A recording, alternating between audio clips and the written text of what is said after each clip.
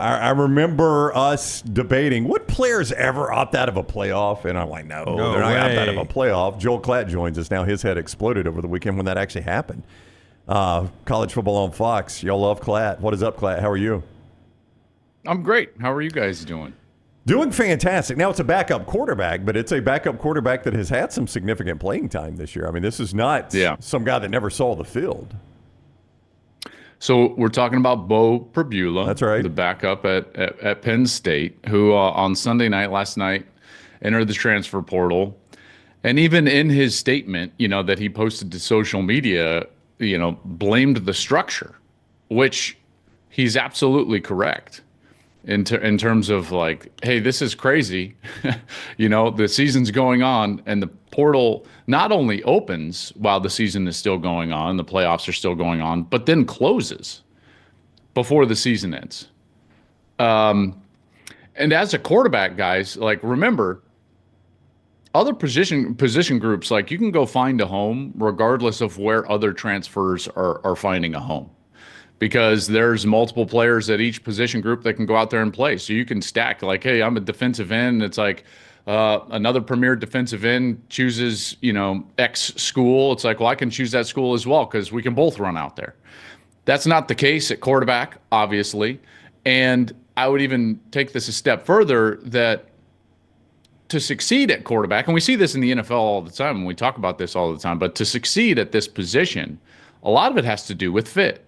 What is the system? Who are the coaches? And does my skill set fit? So with those factors at play, you're the only one that can run out there. Your success is dependent on fit. You've got to be very selective as far as the seats that are available out there in the transfer portal, or the musical chairs that kind of takes place. So if you're Bo Pribula and you want to maximize your future as a football player, you have to go now, which sucks for him. Yeah. Just totally sucks. And he even said, he's like, hey, this is kind of heartbreaking that I'm doing this. And there's going to be a sector of people that are like, oh, you don't have to do this. And Devin Brown is going to stay at Ohio State throughout the playoff, and then he's going to leave. But it's totally different, and Devin Brown is going to realize what I'm talking about right now, which is there are a finite number of seats out there. It's a game of musical chairs, and if you're going to find an actual seat that fits you best in order to maximize your playing time, career, and success on the football field, you've got to make a really quality decision, and he only has 2 weeks to do it because the portal ends on the 28th. It's such a flawed system that it makes my head explode. And the problem is, guys, and not to go on too long of a rant, but here's the problem. We all understand, like, the issue here, but the problem is that we continually allow in our sport the old guard to create the new structures. And vintage college football and modern college football do not mix. They do not. Everything old in this sport does not mix with everything new in this sport. Amateurism and NIL does not mix. The bowl season and the college football playoff does not mix. The transfer portal and the timing of that portal with a lengthy bowl season and a lengthy postseason does not mix. Nothing old mixes with anything new. And yet we have these people and the adults in the room just continue to screw things up. And they make structures that allow them to retain self-interest. So we've got bowl people in the room that are influencing the way that we make the postseason structure. And then you're trying to have a transfer portal, and yet we're not going to crown a champion until January 20th. And that's what's frustrating for me. Is that we have made a system that is almost impossible to navigate as a player, and the NCAA has failed again. And remember, in its inception, the NCAA, its sole purpose was to protect student athletes and the interests of the student athletes. That's their sole purpose. And yet they have done nothing in the last 6, 7, 8, 9, 10 years. They have done nothing but hurt student athletes and create an environment that is impossible for those student athletes to actually succeed in. It's really frustrating. Klatt, I hate to even ask a question, but we saw it. Colt McCoy went down in the national championship game against Alabama. Garrett Gilbert had to come in. Right. Nobody knew who the guy was. If James Franklin, God forbid, was to lose Drew Aller against SMU, the only other guy on the roster, Tyler Warren, who does it all for that offense, is the only other guy that's thrown a pass. Do you have any idea what quarterback 2 looks like? No, I don't. And I got to be honest, I think they would probably go with Warren. Wow. Some combination of snapping it to Katron Allen and Nick Singleton and Tyler Warren. I don't know what they would do. Let's hope Drew Aller stays healthy. I really hope that Drew Aller stays healthy. So do you think right now they're probably working reps that they wouldn't have to worry about before with guys like that? 100%. They are at this point going to, I would say, gamble, in terms of not trying to. You're not going to try to get the third string guy ready. Would you put him out there at times to run some simple stuff? Maybe, but you're not going to game plan with him. You're not going to try to quote get him ready. And with the creativity that they have in their offense, I would fully expect them to lean into all of that in terms of direct snaps to Tyler Warren and even others on that team. And so basically, it's like you're going to sit in an offensive meeting room. This is what's so crazy. And obviously the coaches are going to know this beforehand, but something along the lines of like, hey, who's ever played quarterback in their career? Who's on our starting, in the 2 deep? And you're going to have some guys go like that and be like, okay, you're taking snaps today.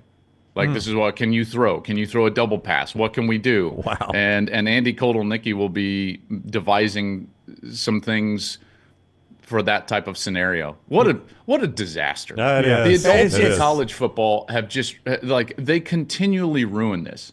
The same people that made the Bowl Alliance, made the BCS, and then made the 4-team playoff, and now the 12-team playoff, which is why we have this extended, not until January 20th. We play a national championship game on a Monday night, for God's sakes. It's like these people are so ridiculous in what they do. Let's talk about fixes. Can we talk about fixes? Do you guys care if we go into that? I don't care. Well, real quickly before you, just a short answer, because you know things that we don't know. Could Bo have said, I am in the portal? Can he pick his next destination and James Franklin say, you're okay, keep doing your work and stay here and play for us at Penn State and then go? From what I understand, no. Because once you're in the portal, it's legal to contact you. But you can't contact. See, the portal is a marketplace. That's why it was formed, so that we could avoid tampering. Which I understand that tampering takes place anyways. We all kind of grin, but it's a place where you go and you say you raise your flag and you say I am available. Does that make sense? And then you can go on recruiting trips. You can do all of the things. You can basically be recruited at that time. So it's my understanding, and this might be wrong, but it's my understanding that if you enter the transfer portal because of that contact, you can't actually be on a roster. Because there's obvious problems with that. So the example I brought up, Devin Brown, who's the backup at Ohio State, has said he intends to enter the transfer portal. Okay. And I believe that there is a clause. And again, I would have to really research this further and apologize for not knowing right off the top of my head. I believe that if your team plays past the window, you have a 3-day window at the end of your team's season. So let's say Ohio State plays past the 28th. Then at the end of their season, whenever that is, they have a 3-day window. The problem is that the entirety of the portal is musical chairs. So a guy like Devin Brown, even if he legally has the opportunity to go into a portal, all the seats are taken. So it's well, where is he going? All the good locations are done. And that's what Prabula is talking about in terms of kind of this system. But that's my understanding at this point. That could be a little bit off, but I believe that that's all true. Thank you. We were going to talk fixes. I don't know. Well, no, I was. Yeah, if you want to talk fixes, I was just going to ask you about a couple of transfer quarterbacks. We can talk fixes first. Yeah, which one do you want to do, Klatt? You drive the show. Either one. I do think I do think I threw out this idea on my show, guys, and I think that like one of the first dominoes that you could tip over to fix what's going on is the Army Navy game, which we all watched and we all love. I love that game. My dad's former military; he was a Marine.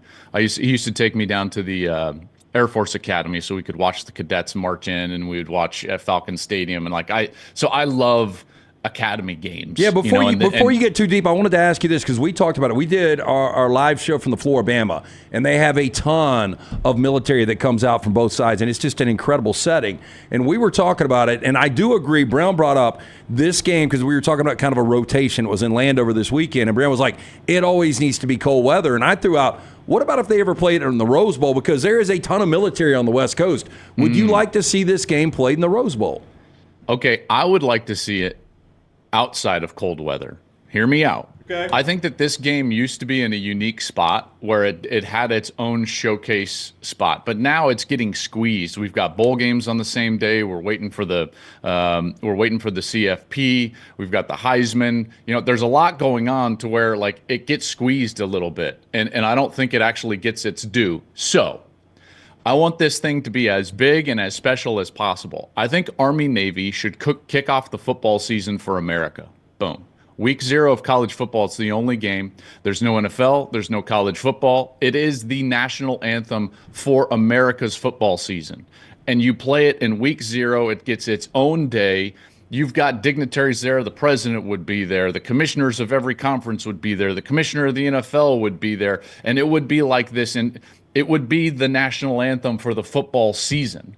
And Army Navy then would have its own special day. See, now it gets squeezed where it's become almost an exhibition because these two teams are in a league, and yet it's not a league game. So Army's out there playing a championship game, but then this one doesn't count. And so like Navy beats them, but it's not for the league. It doesn't fit as well where it's at now, where if it's in the beginning of the season, it can become more of a showcase event, and it can really kick off the entirety of this fall season, which in a lot of regards has become kind of the de facto new year in our country. Kids are going back to school. It's a sport that we love. So when you do that, now you can start the playoff right away after the conference championship games. And I want to just see NFL style, like start the playoffs, maintain the momentum of what has become like an incredible November. We see all of these great games. Look at Conference Championship Saturday and how good that was. And then we just roll through. And that way we could actually finish the college football season the week of the 1st.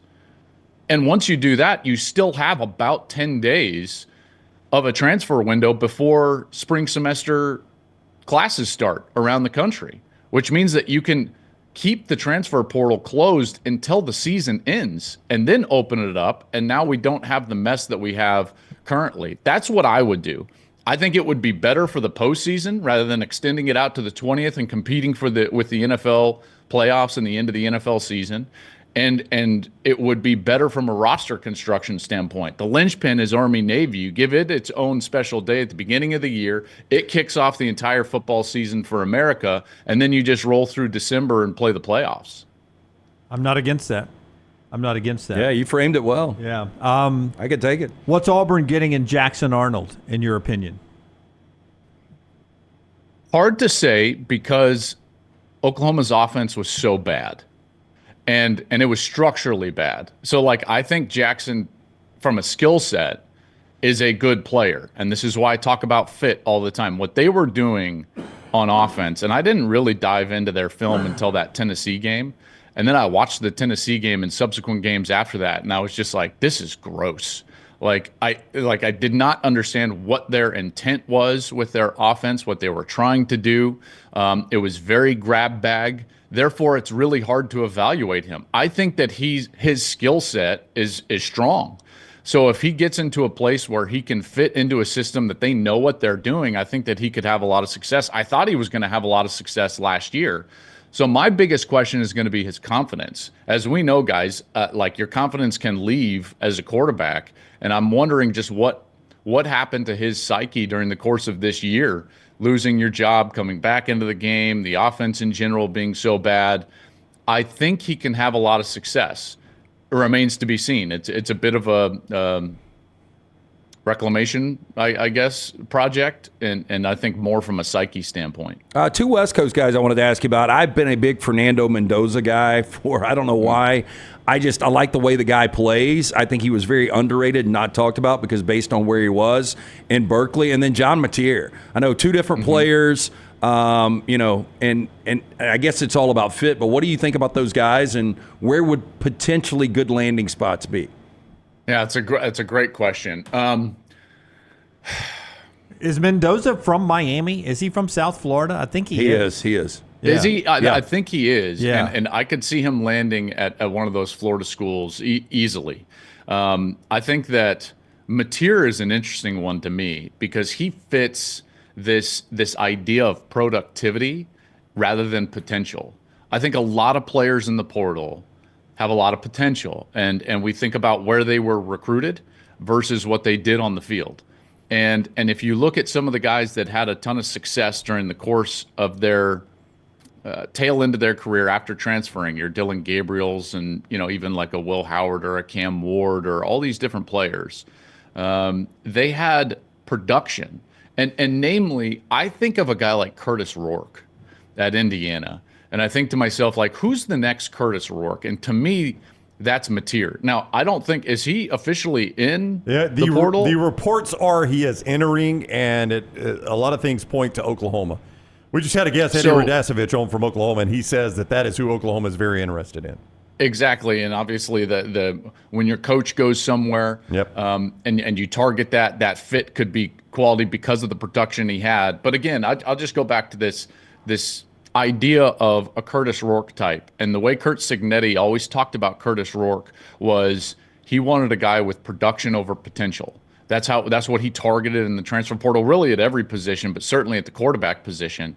And there's a lot to be said for that because experience and reps at that position and success at that position, I think, can materialize at your next location, which we've seen now over the last couple of years. So if personally, and he's not in the portal, and part of me hopes that he doesn't because we've got the Holiday Bowl, and I'd love to see him in San Diego. Now, having said that, if John Mateer entered the transfer portal, he's the one I would be most interested in because of that success that he's had in his career, if that makes sense. Yeah. It does. So we've had I said this earlier today, 2024 has been so unpredictable. We probably won't get an upset in this first round, but if you had to give us one team that wins outright, who would that team be? Tennessee. I think that's your underdog that I think has the best chance. Next would be Indiana. I think Indiana's got a decent shot. Indiana's better than people think. Everyone just bagged on their schedule and they thought, oh, they haven't done anything. Like when you actually watch them and look at what they did in every other game outside of Ohio State, like they were really impressive. And by the way, their punt team gave up basically 14 points in that game on the road in Columbus. So it's a little bit different. I think Indiana has got a decent chance, in particular with what they do on the defensive line, trying to stop Notre Dame's run game. And then Tennessee, if you're going to build a team to go face Ohio State, I would say, well, the first thing I would want is a good defensive line. The second thing I would want is a team that could run the football. And it's like, well, here's Tennessee, and that's exactly what they do and why they're strong. If Ohio State gets baited into a game that is similar to what they played against Nebraska and Michigan, then Tennessee is going to win. If they don't, and they play their game, and they go out there and throw the rock, and they put the ball in their skill position players' hands on the outside, then they'll win the game. But that's going to be an interesting one next Saturday night. I think SMU is tricky for Penn State because they're ranked 11th. They're seeded 10th. No, wait a minute. What are they? They're ranked 11th. They're ranked 10th, seeded 11th. Yeah, you had it right the first time. Yeah, ranked. So James Franklin doesn't know if it's a top 10 matchup or not. So that's what's tricky for Franklin there, Klatt. Is this a top 10 matchup? I don't know. Am I coaching a top 10 matchup? Oh man, I will say this about Penn State. Like Penn State does not lose games that they shouldn't lose. Correct. To be fair, right? Now, they lose every game that they should lose. That is correct. Yes. Yeah, but where do you categorize this game? Like, well, I mean, they're an 8.5-point favorite. They shouldn't lose this game. Like, they're playing at home. They basically struggle with Oregon, Ohio State, and Michigan, and that's it. Yep. Like, you know what I mean? Like top tier. I don't think SMU is that. I think SMU is going to struggle with the weather. I think that they're going to struggle with the environment. I could be totally wrong. And I love what Rhett Lashley has done. But this Penn State team, again, like Aller's playing better and better. And if he's healthy, which obviously he is, but if he stays healthy and they don't have to dip into the Bo Perbula, that's a really good football team. Look at what they did to Oregon. You know, I know they didn't win the game, but they played really well. Yeah. So I think that people are sleeping a little bit on Penn State. I wouldn't be shocked at all if Penn State made it out of that side of the bracket. Klatt, thank you for the time as always. Always good talking with you. You bet. Great to see you guys. Have a good week. All right, buddy. You too. Joel Klatt with us on the JohnstonRVCenter.com hotline.